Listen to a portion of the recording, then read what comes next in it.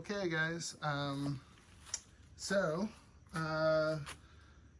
this is the next step I'm trying to tackle this weekend is I went out and bought myself a Renogy solar kit.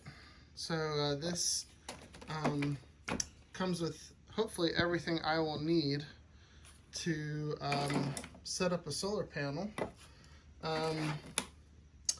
Let's see, I've got the two big panels. These, I'm a little conflicted on this. I originally was hoping for a little bit bigger panels. I was hoping for the 200 watt panels and put two of them up there so I'd have 400 watts altogether. But since the time I got on there and priced everything, the prices have gone way up. So this is not what I got. I was only able to afford 200 watts. So these are each 100 watt panels. They're the rigid all aluminum panels. They got really good reviews, and for the price it seems like good bang for your buck. Part of why I got it is all the reviews I read said that Renogy had really good customer support, ease of use, everything comes pre-wired. I'm not going to take them apart just yet, but inside between the two panels you can see each panel already has the connectors, and they just snap together with these little bits here. So everything's kind of all, it's already got the 2-into-1, not a splicer, but you know, anyway, everything just clicks together. So it seems like it's made really well. It's very user friendly is what I'm trying to say. So that's part of why I went with this. It comes with this little piece here is actually a Bluetooth module. So you've got your main like controller here, and everything plugs in the back, and I'll have that proudly displayed on that back wall where the bathroom is. But then this is neat because this has a little Bluetooth module. That means that you can download the Renogy app, and you can actually have an app on your phone that'll just pull it right up, and it'll show you on your phone how your batteries are doing, how everything's being charged, and you know, status. So that sounds really cool. I like the idea of that too. And again, I have 3 gigantic marine batteries back there. So I'm hoping that this is going to kind of just act as like a trickle charger, just to kind of keep the batteries topped off and make them last a little bit longer. I'm not expecting to run anything super powerful on this whole setup. I think the thing I have right now at the biggest draw is I did buy a little hot plate for when we're like in the mornings, just want to make some coffee, and it draws 500 watts.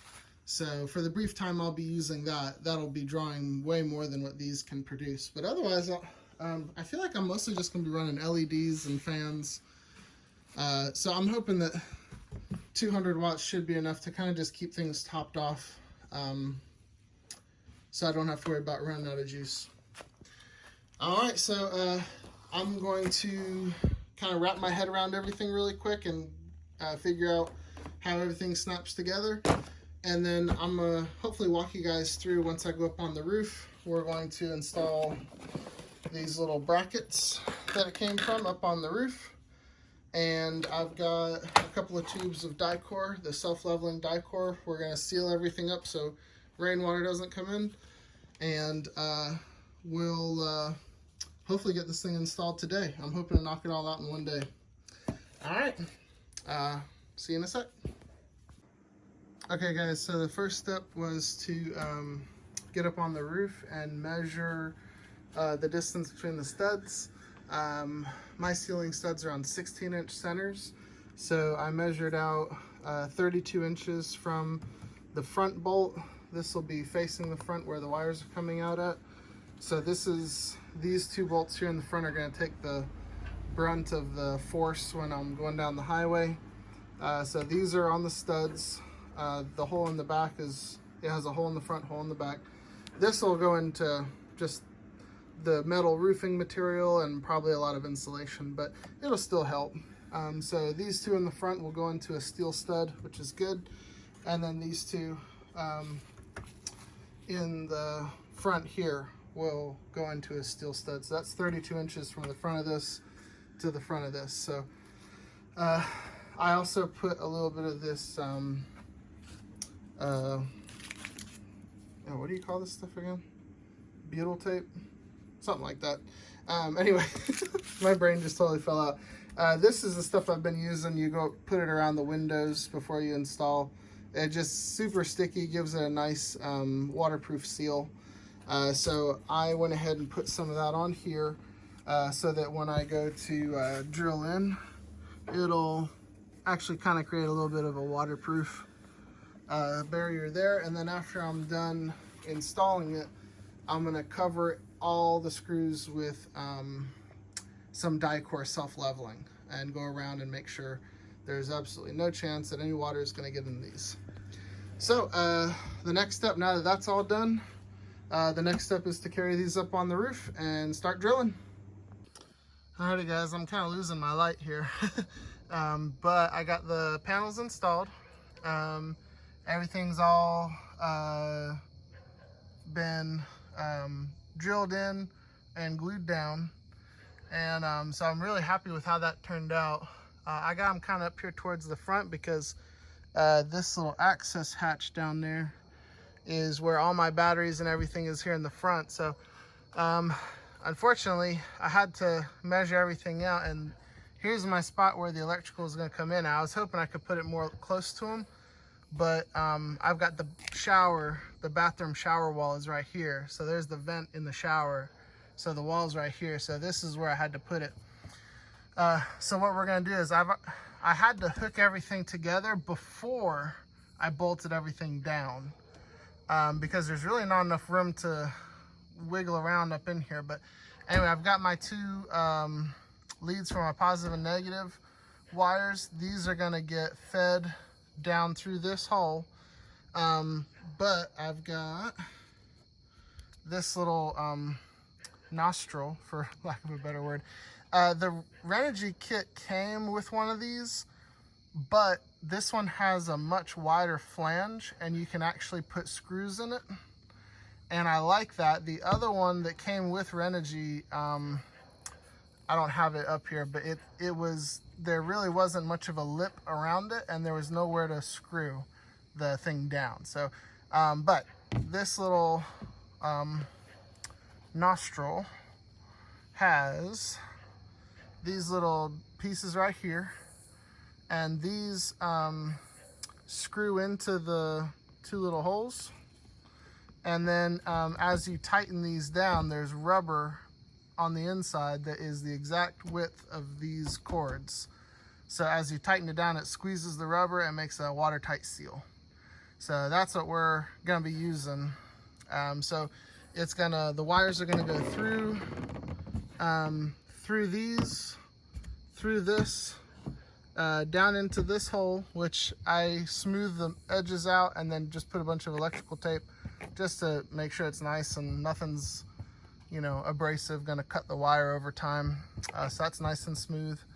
And then feed these down in, get this piece chunked on here, screwed in, and everything will be watertight. And then I can go get something to eat because it's getting dark out here. But I think I can finish this. So I was able to finish it in one afternoon. I started about maybe 2:30, 3 o'clock, and it's now, gosh, I don't even know what time it is, about 6 o'clock now. So it took a little time, maybe about 6:30, but definitely doable in an afternoon / evening. And I'm so happy with how they turned out. They fit perfectly between my vent and the edge over there. They didn't interfere with any of the wiring, and I was able to hit a steel stud on both both of them in the front and the back.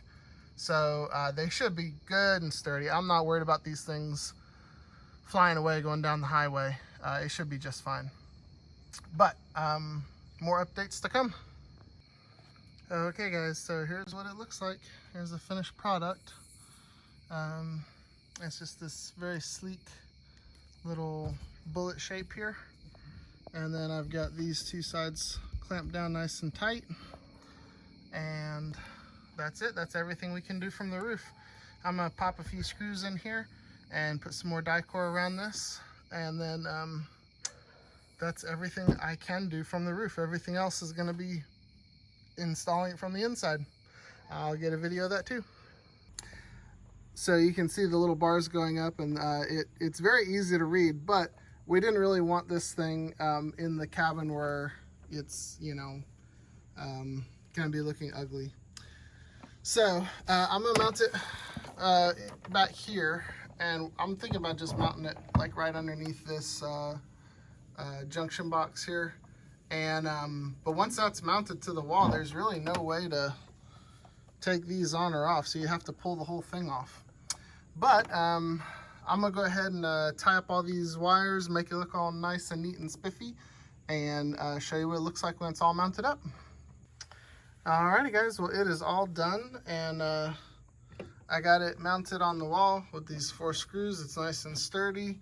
It's actively just ticking away. I have no clue what any of these numbers mean yet.